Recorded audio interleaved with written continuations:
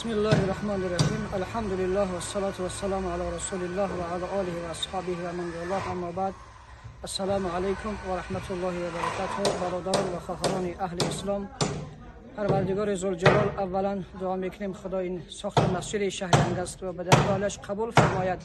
خداوند مسجد ما را آباد سازد و همه اونهایی که در این مسجد خیر میکنند خداوند خیراتشون را قبول درگاهش گرداند.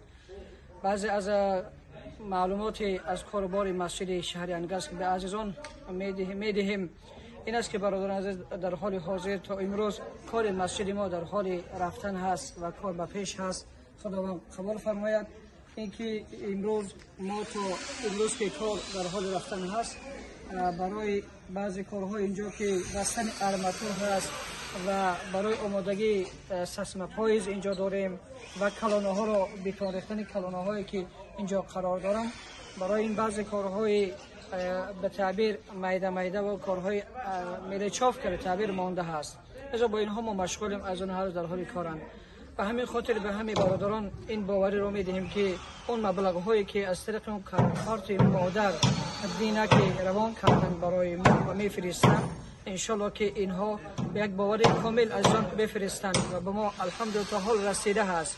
و ما این مبلغ ها را در حال نظارت و اعضایی که در این مسجد تشکیل شده هست، اینها این مبلغ ها را میبینن و رصدهایی که ما اینجا انجام میدهیم همش با فکت و دلیل و مثال نوشته شده هستند. یگان ناباوری الحمدلله که از نسبت به این مسجد شهر انگست نداشته باشند. به فضل پروردگار اولا خداوند هممون هدایت کند.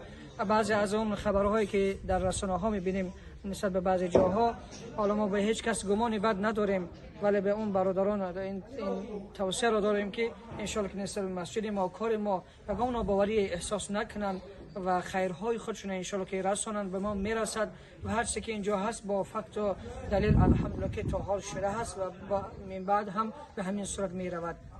بعضی کارهای میده که مانده است ما الحمدلله که اونها رو انجام میدهیم تا بعد در روزهای نزدیک انشالله که کارهای مسجد رو انشالله که رفتن میگیرد. خداوند همه خیرهای اون برادرانی که برای ما و ارائه اینجا رسانند خداوند قبول گرداند، روح ارواح گذشتگانشون شاد و در حیات برکات خاص را نصیبشان گرداند و اون برادرانی که این نوارهای ما را پخش میکنند و سببگار میشوند و واسطه خیر میشوند، خدا اونها را هم از رحمت‌های بیکران خودش خدا با نصیب و بهره‌مند گرداند. السلام علیکم و رحمت الله و برکاته.